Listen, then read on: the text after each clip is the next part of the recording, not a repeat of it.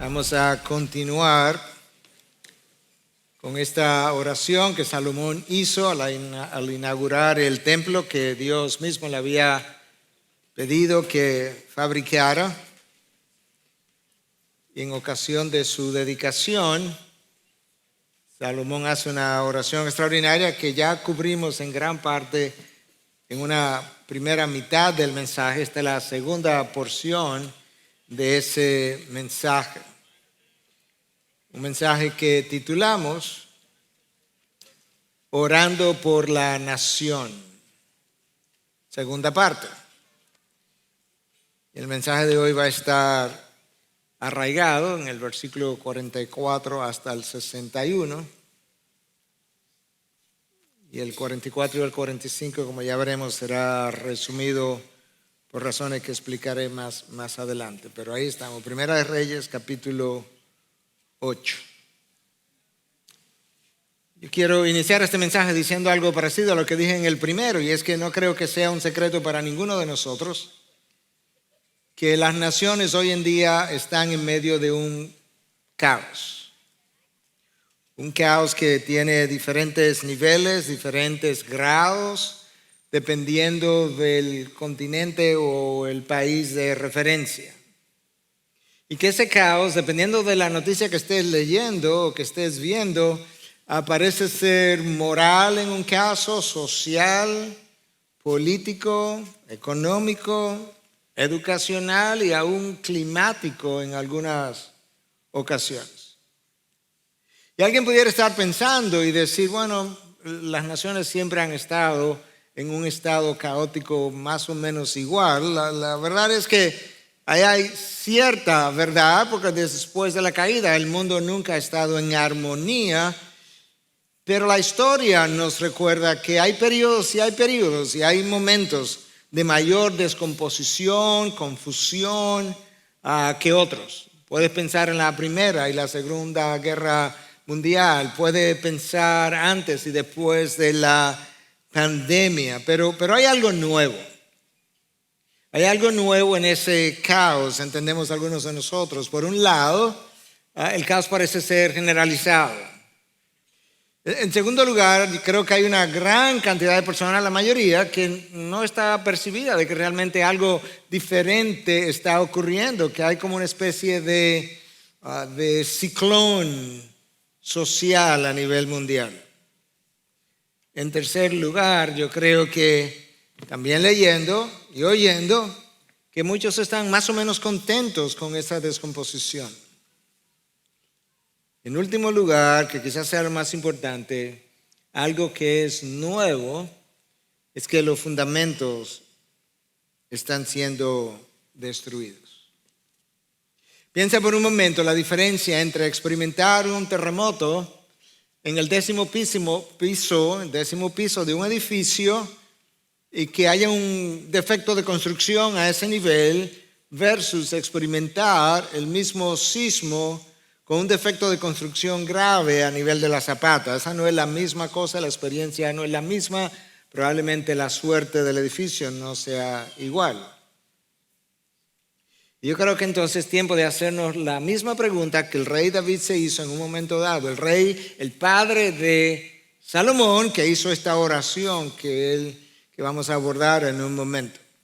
Salmo 11:3. Si los fundamentos son destruidos, ¿qué puede hacer el justo? La respuesta a esa pregunta no es simple. Pero yo creo que no es simple porque tiene múltiples aristas que pudiéramos mencionar, pero yo creo que hay algo que es prioritario, hay algo que siempre debiera ser lo primero que ese justo hace independientemente de las circunstancias, y es orar. Orar por justicia, orar por sabiduría, orar por discernimiento, orar por arrepentimiento, por perdón personal y aún nacional, como lo hizo Daniel y como lo hizo Nehemías en su momento. Lamentablemente, cuando alguien nos pide que oremos y decimos, sí, voy a orar por eso, lamentablemente, con cierta frecuencia, eso es más como un cliché, porque luego nos olvidamos y no oramos.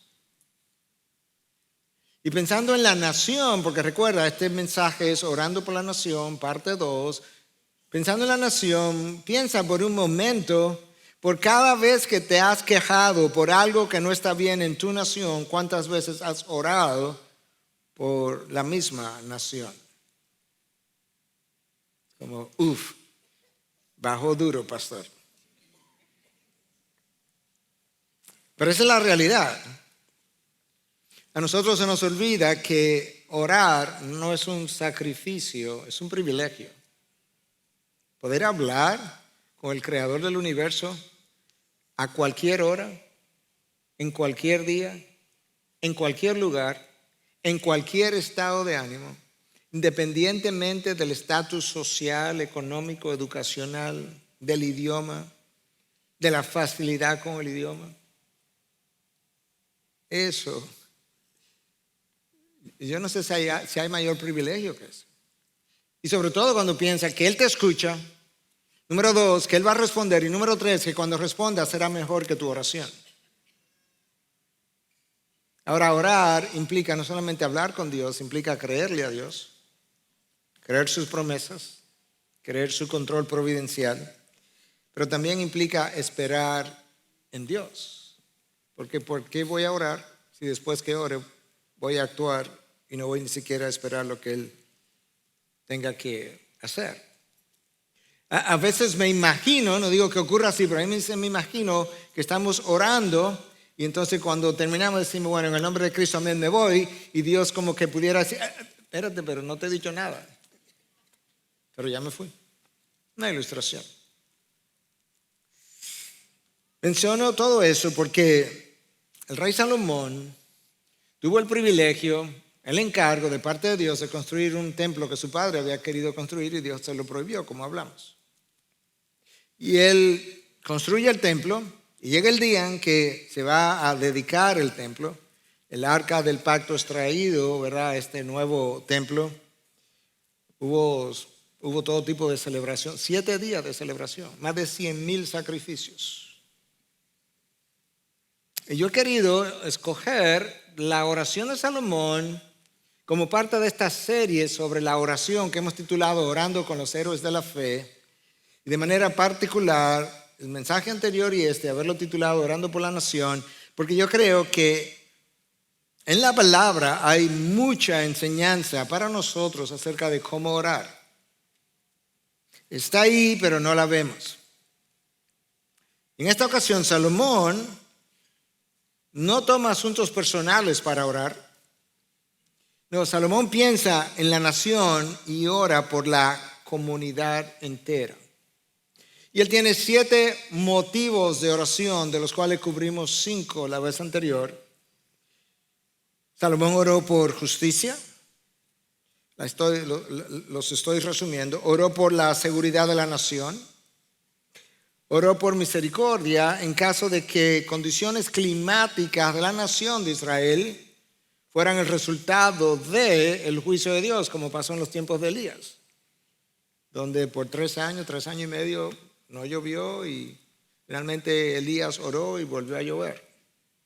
Oró por la intervención de Dios en caso de plagas y pestilencias que afectaron a la nación otra vez como consecuencia de su pecado, como leemos en Oseas 4.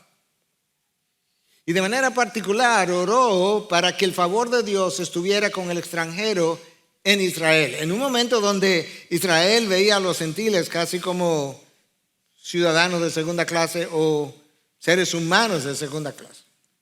El extranjero que esté en República Dominicana, el colombiano, el venezolano, el boliviano, el cubano, el haitiano, el puertorriqueño, el mexicano, el norteamericano, que el favor de Dios de manera especial descanse sobre él. Y vimos todo eso la vez anterior.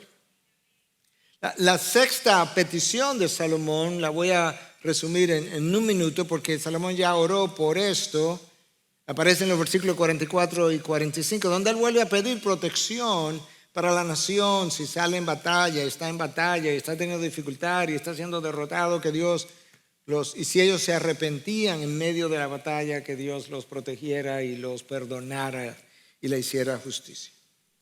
De manera que hoy nosotros nos vamos a concentrar en el resto del texto de la oración, pero la vamos a dividir en dos.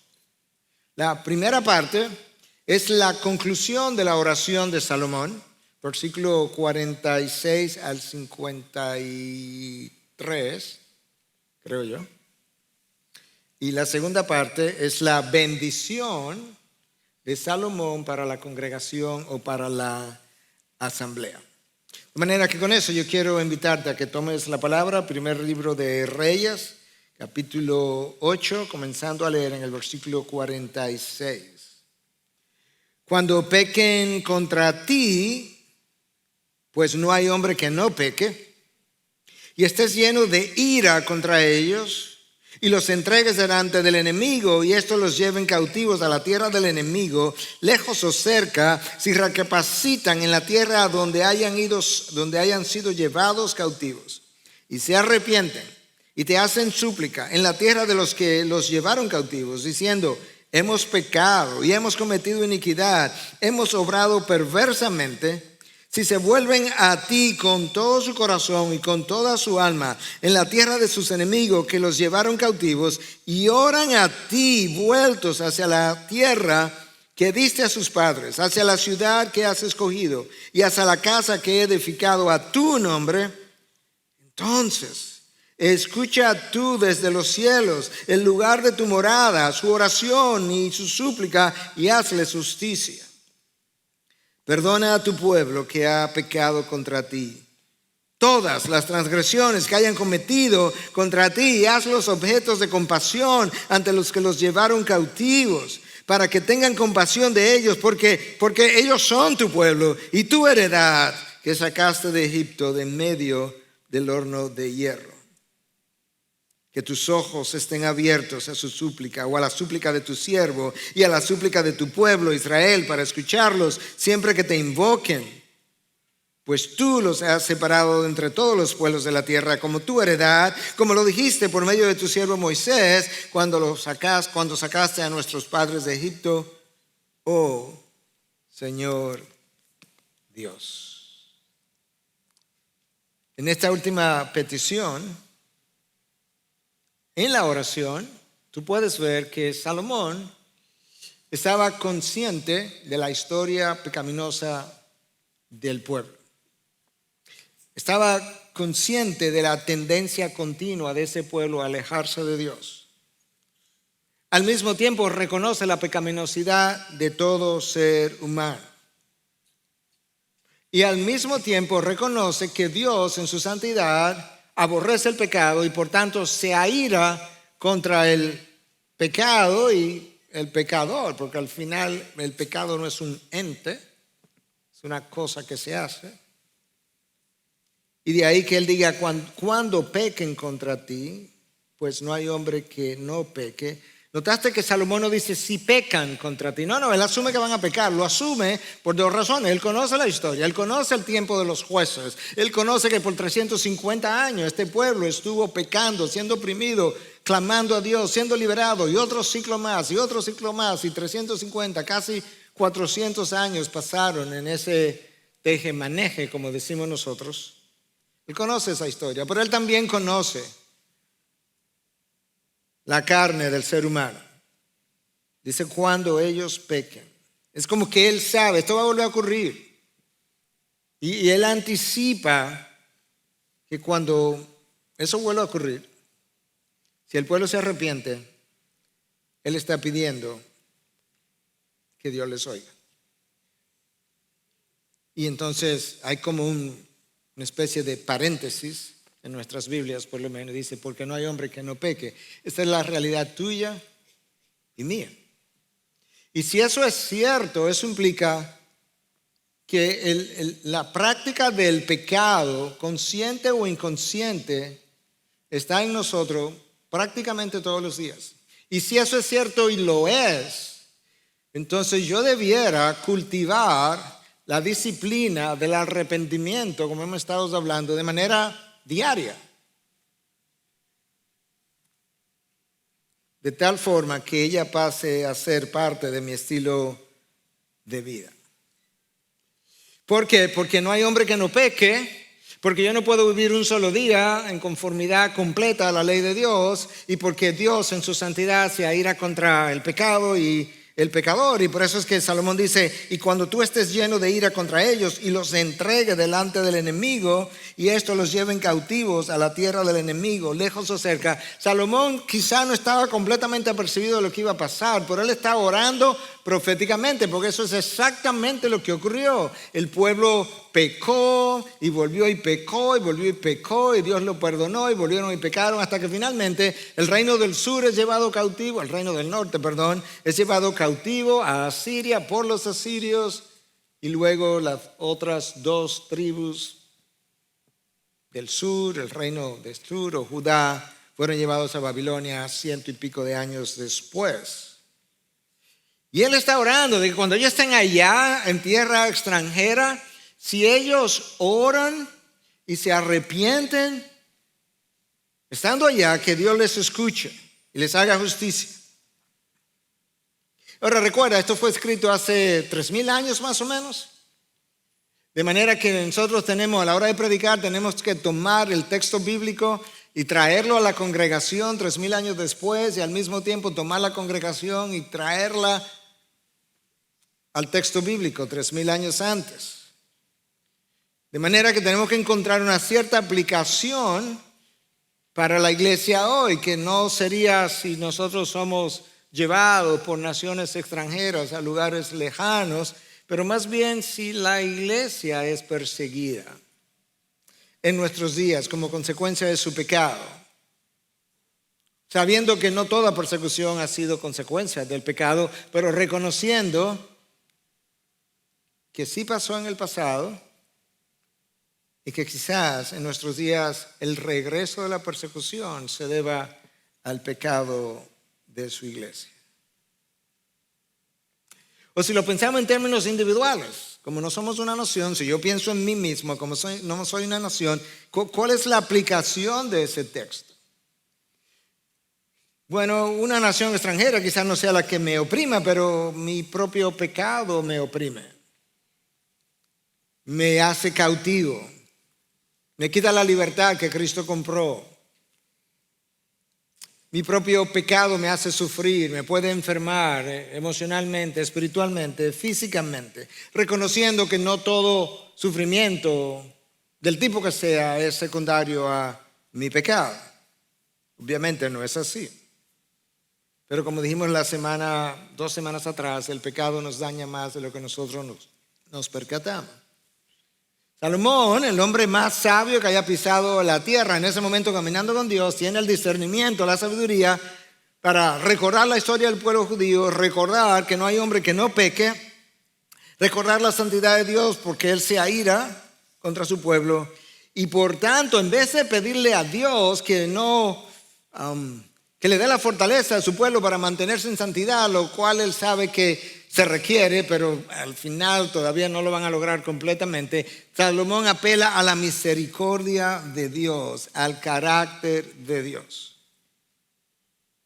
Pero mientras apela al carácter de Dios, Salomón también reconoce que a pesar de que Dios tiene gracia y tiene misericordia y es infinita, hay ciertos requisitos que tú y yo debemos cumplir y que el pueblo en esa ocasión necesitaba cumplir. Escucha a Salomón: si recapacitan en la tierra donde hayan sido llevados cautivos y se arrepienten y te hacen súplica en la tierra de los que los llevaron cautivos, diciendo: hemos pecado, hemos cometido iniquidad, hemos obrado perversamente.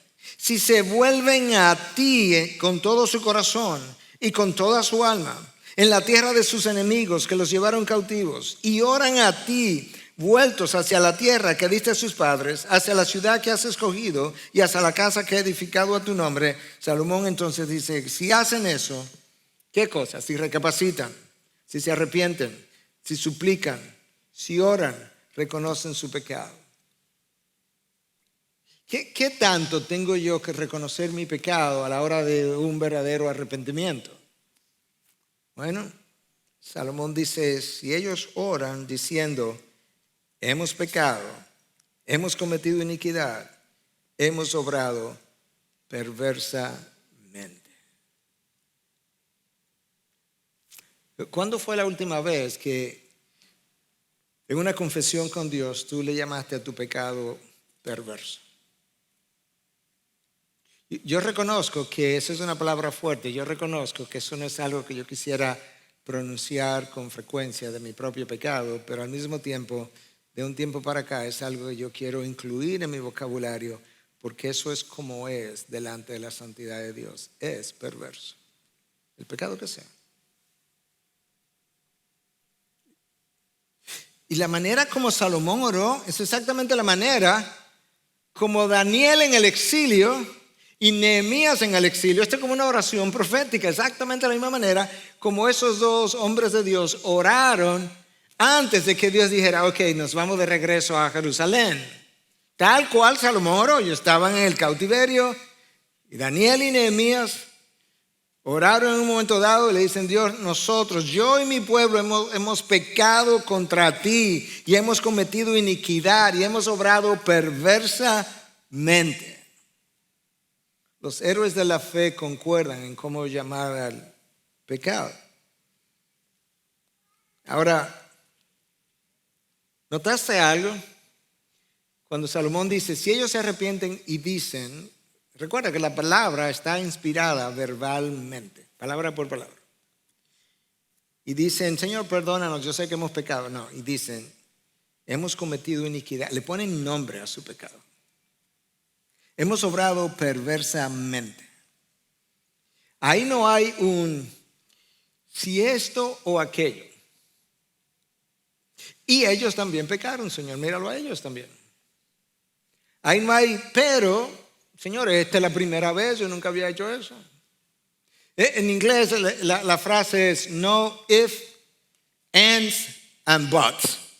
No if, sí, and, y, or buts. Peros, nada de eso. En buen dominicano, si se arrepienten y hablan a ti sin pelo en la lengua, diríamos nosotros. Y, versículo 48, porque hay requisitos, ¿verdad? Dios es misericordioso, pero hay una parte que a mí me toca. Y si se vuelven a ti con todo su corazón y con toda su alma. Salomón no dice si se vuelven a ti y lo deja ahí. Salomón tampoco dice si se vuelven a ti de corazón. No, con todo su corazón, con toda su alma. Ese todo y toda, que no tiene nada que ver con la identidad de género, es todo corazón y toda su alma. Está ahí por inspiración divina. Salomón reconoce, y tú y yo tenemos que reconocerlo también cuando estudiamos la palabra, que es posible arrepentirnos parcialmente, entre comillas. Cuando nosotros nos arrepentimos de lo que sea y continuamos deseando lo que estamos pidiendo, revelamos que nuestro corazón está dividido y nuestra mente también. Ya Cristo había revelado, no puede servir a dos señores. Y cuando él dijo eso, usó el dinero como referencia, pero dos señores son básicamente Cristo como Señor absoluto y luego otra cosa, otro pecado que yo anhelo, que yo mantengo, que yo adoro. No puede servir a los dos al mismo tiempo. Esa es la razón por la que el apóstol Pablo dice en Romanos 6:11 que nos consideremos muertos al pecado. No es que el pecado no está en mí, no es que el pecado no está vivo en mí, no es que te considere muerto. En otras palabras, considera que el pecado sea muerto de tal forma que tú no tengas que ceder, ni ceda, ni quieras ceder a las demandas que el pecado en ti te hace. Considéralo muerto. Pues ya Cristo murió por tu pecado. El arrepentimiento, entonces, es más que un sentimiento. Es más que una decisión. Es una muerte. Es una muerte a algo que yo deseo, pero que no puedo tener. Y si eso que yo deseo, pero que no puedo tener, es algo que Dios no me quiere dar, mi mente y mi corazón permanecen divididos. Y esa división engendrará frutos y malos frutos.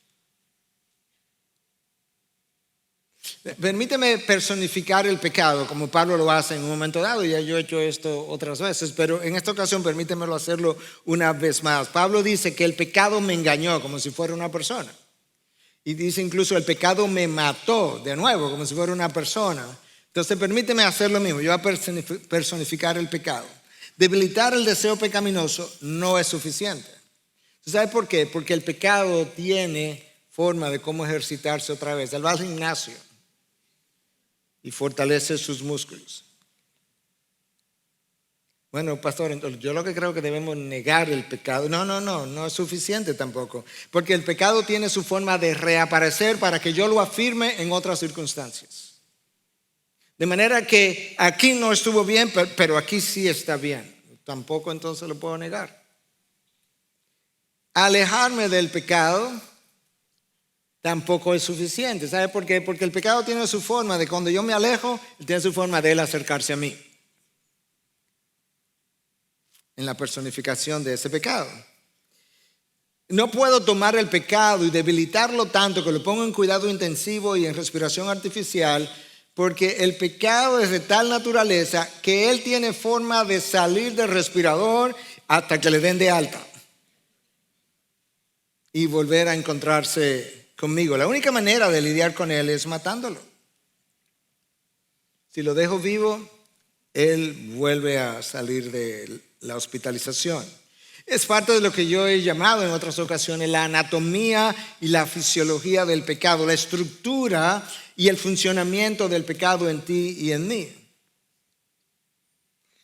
Habiendo dicho todo eso, es impresionante la gran preocupación que Salomón exhibe por ese pecado en su pueblo. Él no está pensando en él en este momento, aunque él es parte de esa comunidad. Él está pensando en ese pueblo y le dice y muestra esa preocupación delante de Dios a favor de ellos, no importa dónde ellos estén, para que de alguna manera Dios pueda tener misericordia de ellos, pueda tener compasión de ellos. Si ellos oran vueltos hacia la ciudad y hacia el templo que te he edificado, esa era la manera de hacerlo en el Antiguo Testamento, ¿verdad? Porque como Dios estaba en el templo, entonces la idea era que tú te arrodillabas en dirección a Jerusalén y al templo cuando fueras a orar, pero nosotros somos hoy ese templo, de manera que nosotros inclinamos nuestra mente y corazón hacia Dios y Él nos oye.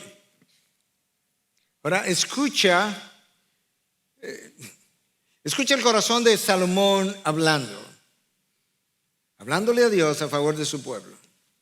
Perdona a tu pueblo que ha pecado contra ti. ¿Qué tú quieres que le perdone, Salomón? Todas las transgresiones que hayan cometido contra ti. ¿Sobre qué base? Y hazlos objetos de compasión ante los que los llevaron cautivos, para que tengan compasión de ellos. ¿Por qué? Porque ellos son tu pueblo y tu heredad que sacaste de Egipto, de medio del horno de hierro. Que tus ojos estén abiertos a la súplica de tu siervo, a la de él y a la súplica de tu pueblo Israel, para escucharlos siempre que te invoquen.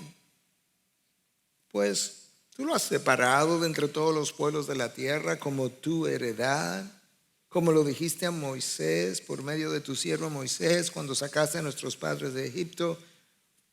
Oh Señor Dios. Salomón apela al carácter de Dios y le pide que tenga compasión de ese pueblo pecaminoso. En la historia del pueblo no había nada merecedor de méritos. En tu historia no hay nada merecedor de mérito. No importa lo bueno que hayas obrado, aún en los caminos de Dios no hay nada que merezca mérito, de manera que a la hora de confesar ni apele a méritos, ni apele tampoco a circunstancias que pudieran disminuir el peso de tu pecado, circunstancias atenuantes. No, empeoramos el pecado cuando hacemos eso. No, Señor, lo que pasa es que ella o él o la otra, o el prójimo, el vecino, el pastor, la oveja, el hermano. No. Entonces, ¿a qué apelo, pastor? La misericordia de Dios. Únicamente.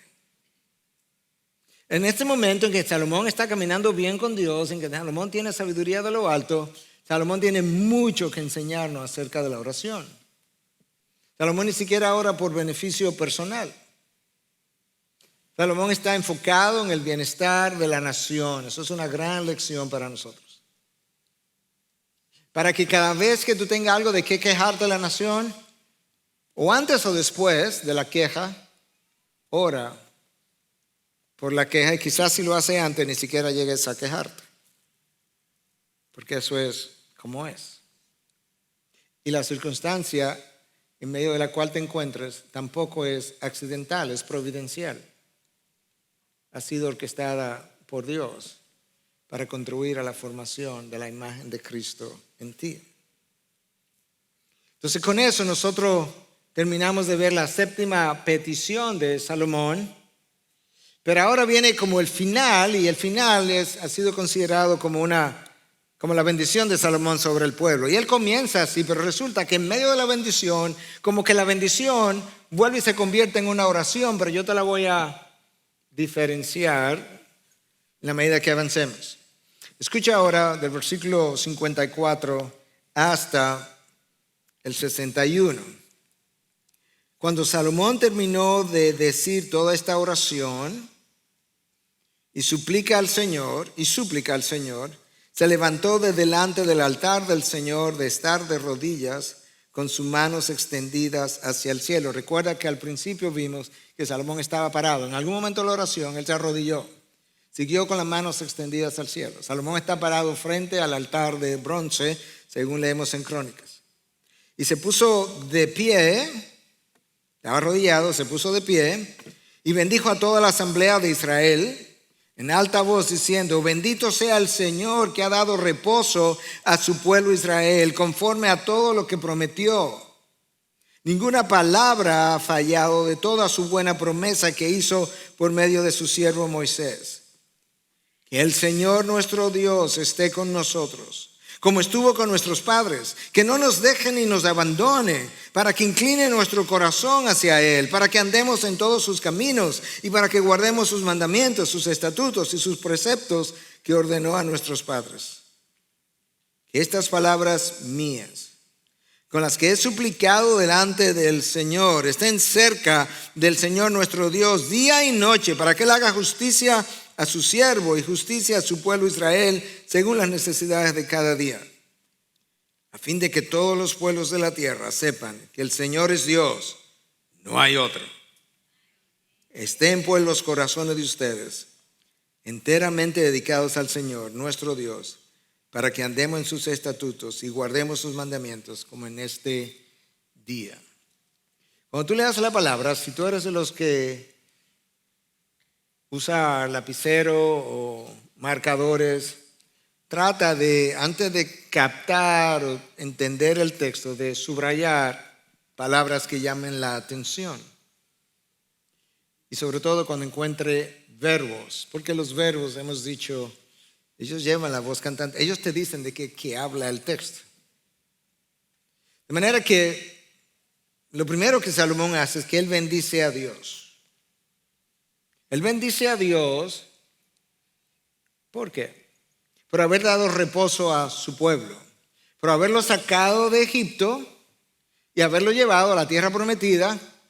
Y esta fue la tierra de reposo, porque en Egipto eran esclavos. Él bendice a Dios por su fidelidad, porque ninguna de sus promesas habían fracasado, habían fallado. Dios ha prometido todo lo que le había dicho a ellos por medio de su siervo Moisés. Y yo creo que nosotros necesitamos cultivar cuando oramos, dice la palabra, cultivar al orar, la mención del carácter de Dios o de conectar nuestras oraciones al carácter de Dios, porque nos va a seguir ayudando a descubrir o a mejorar, a recordar el carácter de Dios, que finalmente es lo que a mí me cambia. Tú sabes que no es lo mismo dar gracias a Dios porque nos concedió algo, que dar gracias a Dios por su fidelidad al responder una de nuestras oraciones. Cuando yo doy gracias a Dios, yo pido algo en el día de hoy, mañana Dios me lo concede. Yo, ay Señor, gracias, mira, ayer yo te pedí justamente eso y hoy me lo concediste. Mi beneficio está en el centro. Pero cuando yo le digo, Señor, gracias por tu fidelidad, porque tú prometiste que me ibas a oír. Y ayer yo te oré, me oíste y respondiste. Gracias por tu fidelidad hacia mi persona. Porque frecuentemente nosotros pensamos, estudiamos, leemos, escuchamos acerca de la fidelidad de Dios como un concepto teológico. Dios es fiel y de repente todo el mundo dice, aunque seamos infieles, eso nos gusta, nos encanta. Pero a mí se me olvida que yo necesito recordarlo todos los días. La fidelidad de Dios suple mis carencias. Dios promete llenar mis necesidades. Y las necesidades de mañana no las va a llenar hoy. Mañana no ha llegado. Por tanto, la necesidad tampoco ha llegado. Es como pedirle al anestesiólogo que te dé anestesia el día antes de la cirugía. No ha llegado. Y tú puedes ver aquí hacia el final de qué manera sale a relucir el corazón de Salomón en la conclusión que nos muestra la motivación de la oración. Escucha con cuidado ahora. No es lo mismo motivos de oración que motivación de la oración. Continuamente la gente me pregunta, o preguntamos en los días de oración, motivos de oración, y la gente comienza a decirnos, o tú respondes con algunos motivos de oración. Esa no es mi motivación. Esos son motivos de oración. ¿Cuáles fueron los motivos de oración? Yo te mencioné, te hice un resumen de los primeros 5. Protección para el pueblo, justicia, cambios climáticos, protección contra pestilencias. Esos eran los motivos, pero no la motivación. La motivación sale ahora. Pero déjame ilustrártelo, porque quizás, como esto ocurrió hace 3,000 años y como que no lo puedo ver, quizás tú estás enfermo y alguien te dice, alguien me dice, pastor, ¿cómo yo puedo orar por usted? Bueno, órale a Dios que yo me sane. Eso es un motivo de oración. ¿Y para qué usted quiere que yo le pida que se sane? Bueno, es que, usted sabe, a mí no me gusta sufrir. Bueno y válido. A mí no me gusta. ¿A ti te gusta sufrir? Porque si te gusta sufrir, tenemos que darte consejería. Pero esa es la motivación. O sea que si Dios no me va a sanar, yo no tengo motivo de oración. En otras palabras, si yo no estoy en problema, yo tampoco tengo motivo de oración. Porque mi motivo de oración, ¿cuál es? Que me resuelvan los problemas. O que me saquen del problema. O yo pudiera decir, mira, estoy enfermo. Yo quisiera que tú oraras, que Dios me sanara. Pero que si no, ya sea en la enfermedad o en la salud, yo pueda glorificar a Dios. Esa es la motivación de mi oración. Que yo pueda glorificar a Dios. Si me sane, o sea que, porque de lo contrario, si no me va a sanar, pues no ore, ¿para qué orar? Pues Él no me va a sanar. Escucha a Pablo, escribiendo a los Filipenses en 1:20. Aún ahora, como siempre, Cristo será exaltado en mi cuerpo, ya sea por vida o por muerte. Si tú lees el texto entero, dice que Pablo está diciendo, yo no quiero ser avergonzado, pero en el contexto es que yo no me avergüenzo del Evangelio. Y él está diciendo, no importa si el no avergonzarme del Evangelio me deja con vida, ya sea en la cárcel o no, o si me mata, no importa. Entonces, ¿para qué es que tú quieres que oremos? Para que Cristo sea exaltado. La motivación de Pablo es que Cristo sea exaltado. El motivo es que no me avergüenzo. Son dos cosas completamente diferente. Y aquí tú puedes ver que las peticiones o motivos de oración de Salomón detrás tienen motivaciones, por lo menos 3 que yo puedo identificar. Motivación número 1. Salomón pide que la presencia de Dios no sea parte de ellos, y esta es la manera como lo hace. Versículo 57. Que el Señor nuestro Dios esté con nosotros, como estuvo con nuestros padres. Que no nos deje ni nos abandone. Yo quiero que tú los perdones, porque en el perdón tú te vas a mantener con ellos. Si no los perdonas, te vas a mantener lejos de ellos. Y nosotros necesitamos que tú estés cerca. Esa es la petición de Moisés en un momento dado, cuando Dios amenaza con que ya no iba a seguir con ellos hacia la tierra prometida y que ellos iban a seguir, pero con un ángel. Moisés le dice: Señor, mira, una petición un tanto atrevida. Señor, si es con un ángel, no, yo no. O sea, yo no hice compromiso con un ángel cuando yo salí de Egipto, poniéndole mis palabras. Si tú no vas a ir, mejor nos quedamos aquí mismo. En otras palabras, si tú no vas a dirigir nuestros pasos, mejor no voy. Si tú no vas a dirigir nuestras decisiones, entonces no vale la pena. Si tú no vas a revelar tu voluntad de alguna manera, entonces yo prefiero no moverme hasta que tú puedas hacer alguna de esas cosas, porque cualquier esfuerzo será en vano. Hermanos, yo le mencioné hace 2 semanas atrás que la vida cristiana sin la presencia manifiesta de Dios, y en particular el ministerio, es extremadamente drenante, insatisfactoria y seca. La vida cristiana sin la presencia manifiesta de Dios, recuerda, Dios es omnipresente, pero la omnipresencia de Dios, teológicamente hablando, y a lo largo de cientos de años ha sido reconocida como una cosa distinta a la presencia manifiesta de Dios. Salomón sabe que Dios es omnipresente, pero está pidiéndole: no nos quite tu presencia. El gozo, la motivación, la energía para trabajar, el deseo y la voluntad para obedecer dependen todos de la presencia manifiesta de Dios en mayor o menor grado en cada creyente. Déjame decir eso otra vez. El gozo, la motivación para el día a día, la energía para trabajar, el deseo y la voluntad para obedecer dependen de la presencia manifiesta de Dios en nuestras vidas. Y si Dios le concede la petición a Salomón que le está haciendo, entonces la presencia de Dios, esa es la motivación ahora, no se va a apartar, y Salomón entiende, eso solo es una bendición. Por eso es parte de esta conclusión ahora. Motivación número 2. Que Dios, versículo 58, incline nuestro corazón hacia Él. Yo no puedo hacer eso. Para que andemos en todos sus caminos y para que guardemos sus mandamientos, sus estatutos y sus preceptos que ordenó a nuestros padres. Que tú incline mi corazón, porque yo no puedo, yo no sé cómo hacer eso. Salomón está diciendo: yo quiero que tú no te apartes.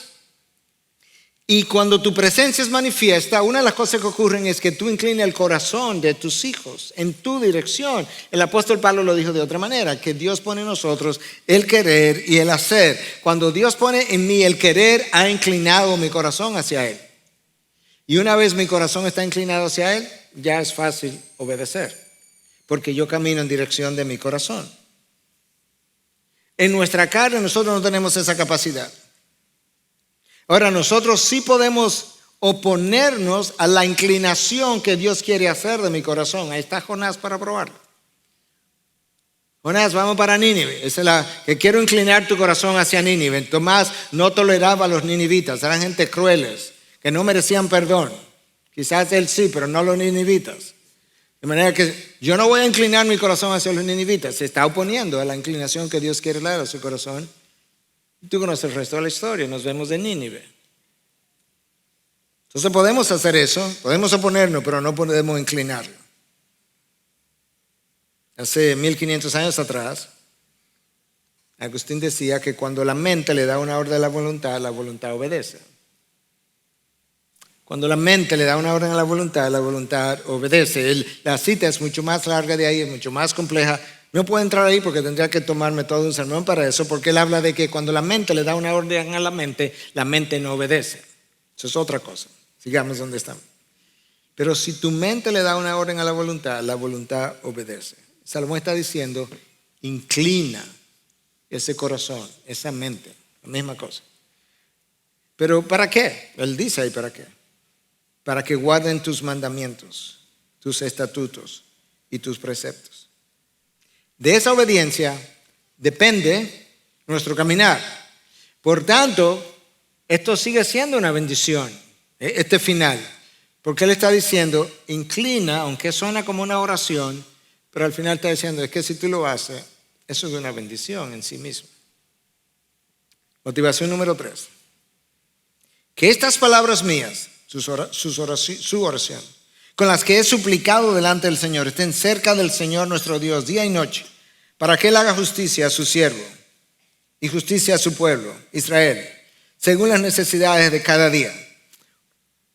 Hasta ahí va bien, suena bien, pero ¿sabes qué? Eso no es. Esa no es la motivación final de Salomón, y está ahí mismo. Yo simplemente detuve el versículo.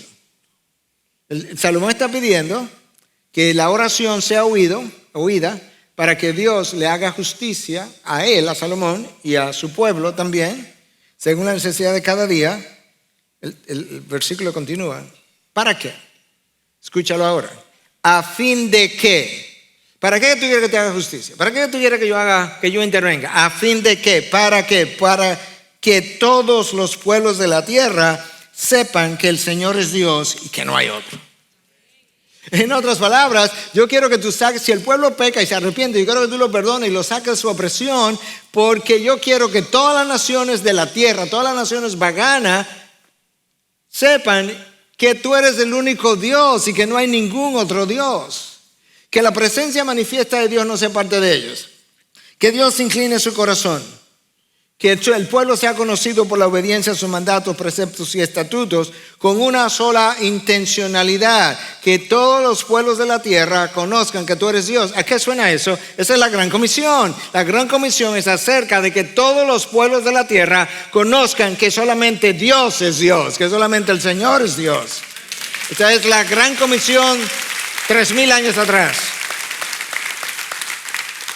En el Antiguo Testamento la encomienda era más bien ven y ve. Por eso la reina de Saba fue a ver a Salomón, a huir. De tal forma que cuando vengan a mi pueblo y vean, no se dio así lamentablemente, pero vean las extraordinarias cosas que yo he hecho, quieran buscarme. Era como, la misión de Israel era reflejar a Dios como nación. La misión nuestra como iglesia es reflejarlo y proclamarlo. Es ahora ve y di, ve y cuenta.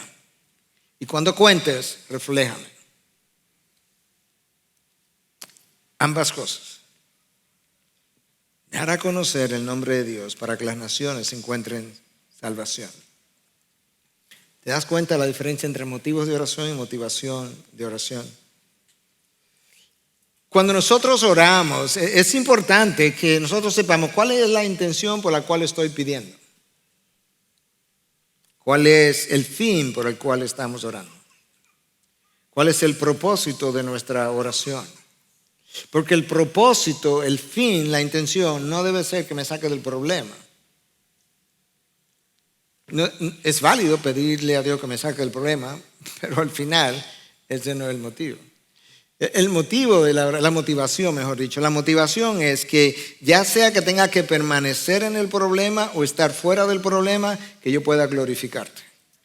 Concédeme lo que yo necesito para una cosa o la otra, ya sea por muerte o por vida, como decía el apóstol Pablo. Y yo menciono eso porque, como hemos dicho en otras ocasiones, frecuentemente la vida de oración del creyente es alimentada por los problemas, porque solamente los problemas lo motivan a ir a Dios para que lo saque del problema. Ese no fue el caso de Salomón. En el momento que él pide, el pueblo estaba bien, estaba en el ápice de la riqueza y de paz. O sea, David le entregó a Salomón un reino en paz. No tenía enemigos. Pero Salomón supo orar. Ahora, hermanos, si bien es cierto que todo comienza con Dios y termina con Dios, no es menos cierto que entre el comienzo y el final hay un rol que a mí me toca. Hay una parte que yo tengo que hacer. Y mira cómo Salomón lo menciona. Versículo 61. Estén pues los corazones de ustedes enteramente, ¿notaste eso? Enteramente dedicados a Dios, nuestro Señor, para que andemos en sus estatutos y guardemos sus mandamientos como en este día. No sé qué te llamó la atención, pero debiera llamarte la atención la palabra enteramente. Estén pues los corazones de ustedes. Imagínate que yo soy Salomón. Salomón ya le habló a Dios y antes de terminar, él dice, ahora déjame hablarle a ustedes. Estén pues los corazones de ustedes enteramente dedicados al Señor nuestro Dios. Ahora recuerda que Salomón es como, en este rol que está llenando, es un intercesor y es como, él está tipificando a un mejor Salomón, a la enésima potencia que es Cristo Jesús. O sea, si Salomón puede orar por el pueblo de Dios de esa manera tan vehemente como intercesor, imagínate lo que el último y mejor intercesor puede hacer por ti y por mí. De manera que ese último intercesor, Cristo Jesús, pudiera estar diciendo la misma cosa. Estén los corazones de ustedes, y ahí ya entro yo, enteramente dedicados al Señor nuestro Dios, para que andemos en sus estatutos y guardemos sus mandamientos como en este día. ¿Notaste la frase, enteramente dedicados? ¿De qué está hablando Salomón? Está hablando de santificación. Eso es lo que está hablando. ¿Y qué es la santificación? Bueno, santificación es el proceso por medio del cual Dios toma a un incrédulo, lo vuelve creyente y ahí continúa entonces conformándolo a la imagen de Cristo a través de una serie de tiempos, de circunstancias, de personas. Todo eso es verdad. ¿Pero qué es santificación? Bueno, santificación es consagración. ¿Y qué es consagración? Consagración es dedicación a Dios de manera exclusiva. En el Antiguo Testamento, cuando consagraban los instrumentos, solamente se tocaban en el templo. Consagraban vestiduras, solamente se usaban en el templo. Bueno, nosotros no consagramos instrumentos hoy ni vestiduras, nosotros consagramos nuestras vidas. La palabra en hebreo para matrimonio es ketuchim, que implica consagración exclusiva. Cristo se matrimonió con nosotros. Él es el novio, nosotros somos la iglesia, la novia. Y Él espera un ketuchim de parte mía. Una consagración exclusiva a Él. Para eso yo necesito una dedicación total de mi mente y de mi corazón. El problema está que cuando yo hago cosas de forma parcial, o ponlo de esta manera, el problema de mi desobediencia y la tuya es un problema de dedicación parcial a nuestro Dios. Es como es, literalmente hablando. Queremos el reino de los cielos, pero tú sabes, como que una parte del reino de los hombres, porque ¿qué tiene de malo? Deseamos las bendiciones de arriba, pero sin perder los placeres de abajo. Nosotros deseamos, imagínate esto, hay gente con la que yo he hablado, mayormente en el mundo secular, pero porque sería extraño que alguien me confesara así en el mundo cristiano, aunque yo pienso que pasa de otra manera, pero en el mundo secular, pastor, mire, yo trabajo de lunes a viernes para el fin de semana. Porque el fin de semana es como aquella película en inglés, Friday Night Fever. O sea, es la fiebre del viernes en la noche. Hoy es viernes y el cuerpo lo sabe, de manera que viernes yo voy a beber, yo voy a comer, yo voy a bailar, de manera que el lunes yo vuelvo al trabajo, entonces el domingo, mañana a trabajar otra vez. Pues más o menos usa esa ilustración y piensa como que tenemos la vida cristiana, nos vamos a esforzar más o menos de lunes a viernes, pero yo necesito mis escapadas. Sí, porque pastor, tampoco, no todo es Biblia, ¿no? Eso sí yo lo he oído de cristiano, no es todo Biblia. Bueno, obviamente medicina no es Biblia, ingeniería no es Biblia, pero mi vida tiene que conformarse a la Biblia. Joel Beeke acaba de escribir, apenas hace un par de meses atrás creo que salió, su último libro, se llama A Radical Comprehensive Call to Holiness, o un llamado radical y completo a la santificación. Y él dice algo en la introducción. Él dice, que yo creo que es importante que lo acotemos aquí, cada victoria sobre el pecado parece aumentar la intensidad de la próxima batalla. Cada victoria sobre el pecado, yo creo que es importante recordarlo, porque nosotros a veces luchamos con algo, lo vencemos, entonces como que prontamente comienza otra batalla y pensamos, bueno, pero Dios, suéltame ya, porque ya. No, usted no ha oído o ha dicho a Dios como que se ha cogido conmigo. Es que cada victoria sobre el pecado parece incrementar la intensidad de la próxima batalla. Yo no sé quién va a ganar la batalla de Ucrania y Rusia, pero sí yo te garantizo que cada victoria, por pequeña que sea, de un lado es un avance hacia la victoria final. Y de esa misma manera, cada victoria sobre tu pecado es un avance hacia el próximo pecado, la victoria final. Hermanos, piensen esto, los levantadores de pesas que levantan 350, 400 libras, no comenzaron ahí 10 libras, 20, 50, 100, 150, 200, siempre anhelando romper su propio récord.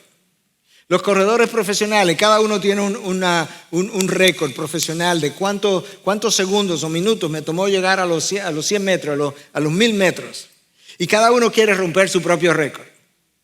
Y nadie dice, ya yo no voy a seguir corriendo porque, oye, ahora tengo yo que volver a vencer este próximo desafío. De esa misma manera, tú estás corriendo una carrera donde el pecado abunda. Y cada victoria, cada récord que tú rompes debiera animarte a romper el próximo récord y el próximo récord y el próximo récord. De manera que compites contigo mismo para una mayor santificación y estar de la misma manera que los corredores están apasionados por romper tu próximo récord y tu próximo récord. Ese se quedó atrás y ese récord se quedó atrás. Pero eso requiere un corazón y una mente totalmente dedicada a Dios, no parcialmente. Pastor, pero yo he cambiado mucho. No he dicho que no, yo también. Pero el cambiar mucho me lleva a obedecer mejor. Pero obediencia parcial sigue siendo desobediencia total. Porque Dios nos dice, mira, en realidad obedecer me requiere del 1 al 10, pero si tú sacas un 6 o un 7, tú estás bien. No estoy en desobediencia. Permíteme, el tiempo pasado, permíteme traer esto a conclusión con una ilustración.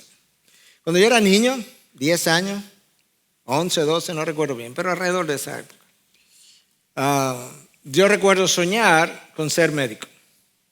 Y yo soñaba tanto con ser médico que yo soñaba teniendo mi propio hospital tan grande que las enfermeras iban a ir en los pasillos en patinetas eléctricas porque iban a poder llegar de un sitio a otro. Y fue divertido. Pero yo crecí y me hice hombre, me hice adulto. Y me hice médico, Dios me hizo médico.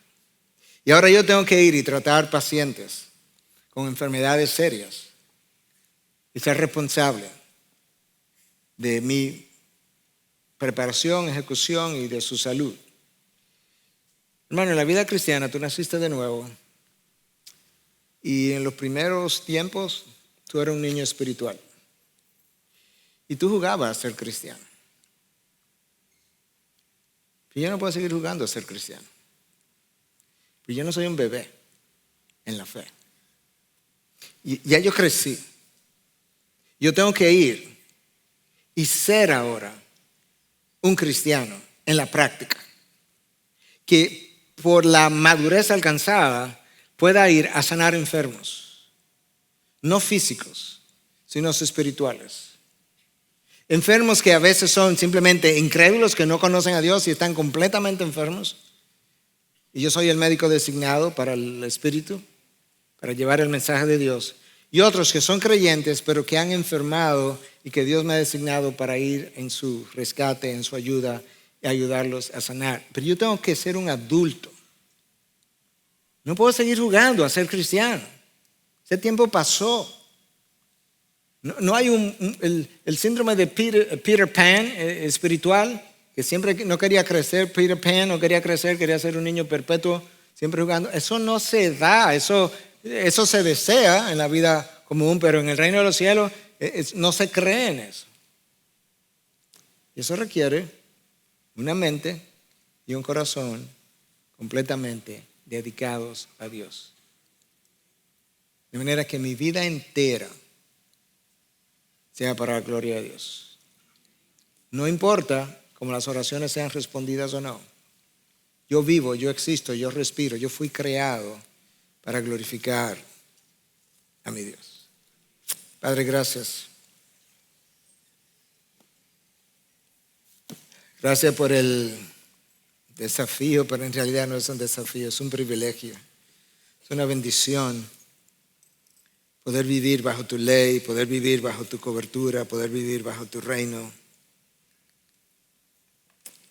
Señor, nosotros vamos a cantar ahora. Y vamos a usar la canción como una oración pidiéndote perdón por nuestras parcialidades, nuestra dedicación. Luego yo voy a regresar y orar con tu pueblo, a quien tú escogiste, a quien tú sacaste del pecado, al cual yo pertenezco hoy también. Pero yo quiero interceder como Salomón lo hizo, para cerrar el servicio de hoy, después de haber cantado lo que queremos decirte en adoración, oración. Sé con nosotros de manera especial, en Cristo Jesús. Amén.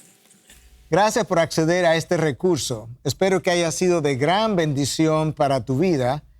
Te sugiero que te suscribas a este canal de forma que tú puedas recibir notificación la próxima vez que hayamos subido un nuevo recurso que pueda servirte de instrucción y bendición.